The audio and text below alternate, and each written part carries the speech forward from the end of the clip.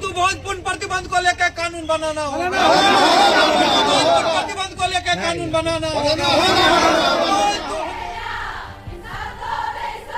मृत्यु भोज। बिहार के गांव में मौत आती है तो शोक होता है, लेकिन उसी शोक में समाज कहता है 13वीं पर भोज जरूर कराना। गरीब परिवार कर्ज लेते हैं, जमीन बेचते हैं सिर्फ इसलिए कि लोग क्या कहेंगे। लेकिन क्या ये परंपरा आत्मा की शांति देती है या परिवार को और गरीब बनाती है? आज हम बिहार के उन गाँवों की कहानी सुनेंगे जहाँ लोग इस मजबूरी को अब तोड़ रहे हैं। गरुड़ पुराण में ब्राह्मण भोज का जिक्र है। गरीबों को दान और भोजन से आत्मा को शांति मिलती है, लेकिन बिहार में ये दिखावे में बदल गया है। NSSO डाटा के मुताबिक बिहार के ग्रामीण इलाकों में औसत मासिक खर्च बहुत कम है, लेकिन मृत्यु भोज में लाखों लग जाते हैं। महादलित, दलित और पिछड़े परिवार सबसे ज्यादा प्रभावित होते हैं। बिहार में गरीबी दर सबसे ज्यादा है। मृत्यु भोज के कारण परिवार कर्ज में डूब जाते हैं। कई जगह लोग जमीन बेच देते हैं, लेकिन अब बदलाव आ रहा है। 2025 में खगड़िया जिले के महादलित टोला इंग्लिश गांव महेश खूट पंचायत ने इतिहास रच दिया। गांव वालों ने बैठक में फैसला लिया